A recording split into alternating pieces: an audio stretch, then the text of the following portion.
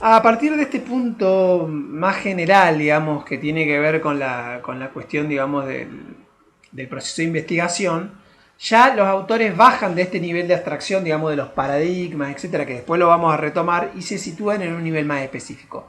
Acá aparece una cosa que está en el plan de, digamos, en la exigencia del contenido mínimo de la asignatura, que tiene que ver con la distinción de, o sea, es decir, la distinción, digo bien, entre un enfoque cuantitativo y un enfoque cualitativo. Yo ahí puse, digamos, hay un texto muy breve, digamos, de Sampieri que plantea la diferencia. Está como para que ustedes tengan una referencia. Me parece mucho mejor el enfoque histórico de Wallerstein, donde él plantea, digamos, que en realidad lo que está en juego son dos culturas. Fíjense que dos o tres cuestiones. La distinción entre cuantitativo y cualitativo no puede ser pensada como una división sustantiva, digamos, como si fueran dos órdenes del universo distintos.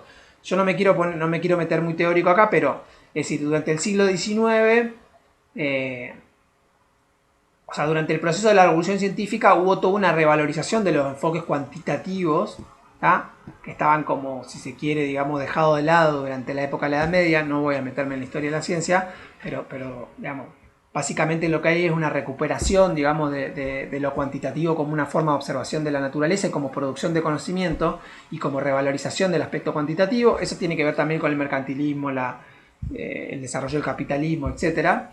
Pero dejado de lado esa cuestión, digamos, más histórico, eh, a partir del siglo XVIII, sobre todo, se empieza a dar una discusión, y ya en el siglo XIX es muy clara, acerca, digamos, de que habría un enfoque cuantitativo correspondiente al de las ciencias naturales y un enfoque cualitativo correspondiente al de las ciencias sociales o las ciencias morales o la ciencia del espíritu, como se decía en esa época.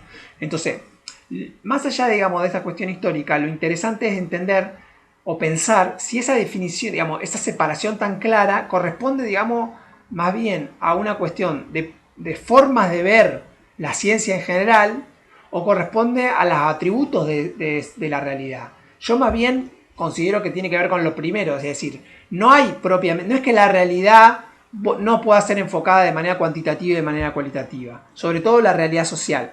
También la realidad natural, por supuesto, no la realidad de la física o de la astronomía. Es decir, pero hay una. Pero sí la realidad, digamos, por ejemplo, de la biología. Estamos ahora viendo el ejemplo del COVID. Implica, digamos, justamente, digamos, que no es solamente se circunscribe a una aproximación matemática o una aproximación cuantitativa, digamos. Depende cómo vinculemos. Es decir, la biología, cuando es una biología humana, como estamos hablando de la biología humana, como es el caso de los virus, o de los virus de los animales humanos, tiene implicancias sociales. Entonces ahí los enfoques cuantitativos y los enfoques cualitativos se mezclan para la resolución de un problema. ¿Tá? O sea, la realidad es tanto cuantitativa como cualitativa, es tanto, digamos, la experiencia de la enfermedad o el problema de se puede o no se puede imponer una solución como las cuarentenas y qué tipo de cuarentena, con medidas de prevención o de mitigación del virus son posibles, y eso tiene que ver con cuestiones sociales que pueden ser pensadas cuantitativamente, pero que también pueden ser pensadas cualitativamente. Entonces, en mi perspectiva, digamos, lo que plantea Wallerstein y otros autores, yo puse a Wallerstein en particular, es que esa distinción tan trajante entre metodología cuantitativa y metodología cualitativa fue muy, digamos, tuvo mucho peso durante el siglo XIX, fue relevante durante el siglo XIX, pero cada vez está siendo más cuestionada porque también la mirada, digamos, de las metodologías, digamos, los enfoques cuantitativos encontraron límites y encuentran límites en la propia aplicación de las prácticas científicas y de las soluciones a los problemas de los cuales parten esas preocupaciones científicas. O sea, no alcanza solamente con decir, bueno, hay que aplanar la curva, ¿no? Digo, bueno, ahí interviene la psicología de la gente y la forma de los consensos políticos, la forma de gobierno, es decir, la cuestión económica, la estabilidad social, bueno, un montón de cuestiones que están relacionadas, digamos, con ese punto de partida, digamos, solamente cuantitativo, que es un diagnóstico o en todo caso una meta a alcanzar, pero que implica un conjunto de otras cuestiones que son relevantes a tener en cuenta y que no pueden ser dejadas de lado o soslayadas. Entonces, esa cuestión, digamos, de la diferencia entre lo cuantitativo y lo cualitativo responde más, en mi punto de vista, a una serie de suposiciones paradigmáticas y que tiene que ver en última instancia con esta cuestión de la naturaleza, que decíamos en algún momento. Es decir, si yo concibo una relación totalmente distanciada entre objeto y sujeto, es decir, entre naturaleza y sujeto, es decir, dicho de otra manera, el enfoque puramente cuantitativo supone una relación distanciada entre objeto y sujeto, supone una separación radical entre objeto y sujeto. Pero si yo incluyo el sujeto dentro del objeto, por ejemplo, si mi mirada de la naturaleza implica la relación de los humanos con la naturaleza y entender la naturaleza como soporte vital de los seres humanos, ya no puedo establecer una relación, digamos, solamente cuantitativa con ese objeto. Porque en todo caso, o sí puedo establecer una relación cuantitativa, pero esa relación cuantitativa con el objeto se tiene que complementar o enriquecer con una mirada cualitativa del objeto. Es decir, ¿no? Una mirada ética, una mirada que implique una mirada sobre el ambiente diferente. Lo mismo pasa con la idea de la sustentabilidad. O sea, yo puedo tener una idea, la idea de sustentabilidad, pero es una sustentabilidad que no es solamente una sustentabilidad ecológica, sino también una sustentabilidad humana de determinados enfoques, ¿no?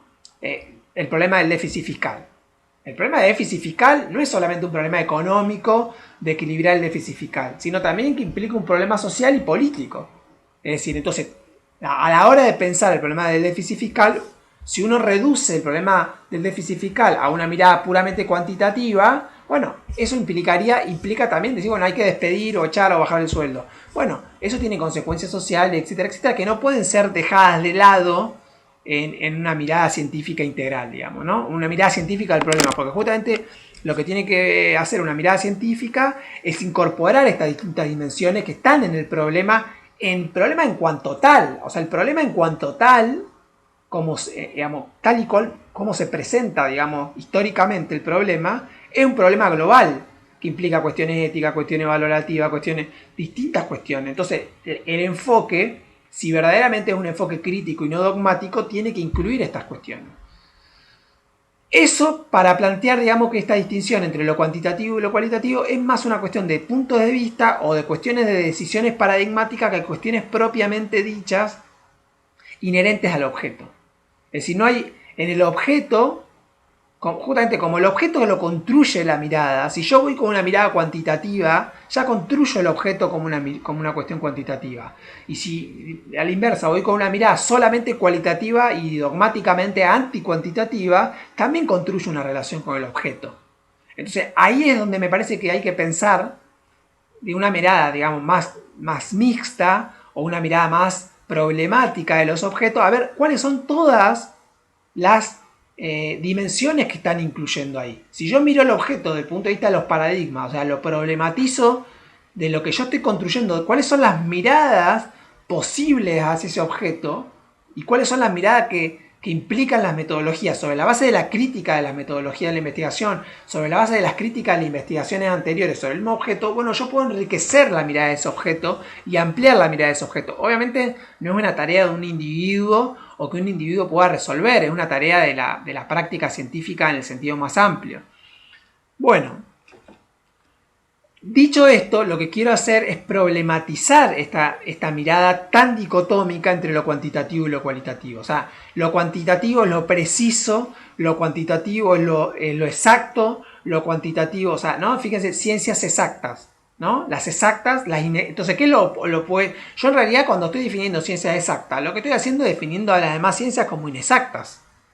Y toda la ciencia, en el sentido de digamos, si efectivamente tiene razón Klimovsky y apoyándose en Popper, digamos, de que las ciencias siempre parten a partir de un proceso de corroboración y refutación permanente, la exactitud o la inexactitud de una disciplina es solamente un estadio de su desarrollo histórico. En un momento una ciencia podrá ser más exacta o menos inexacta, o también según, digamos, el momento en el momento en que esté de su desarrollo. O también puede ser que la inexactitud de una teoría es constitutiva a su forma de aproximación.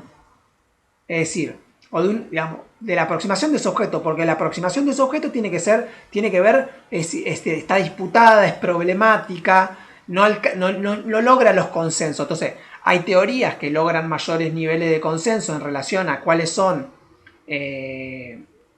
las cosas que están fuera de discusión, y hay teorías científicas y disciplinas científicas que logran menos consensos en relación a cuáles son esas cosas que están menos por fuera de la discusión. Bueno, por ejemplo, la psicología o la historia son de este segundo ejemplo, y no sé, la física o la matemática son del primer ejemplo. Eso no quiere decir que la física y la matemática sean plenamente exactas en el sentido de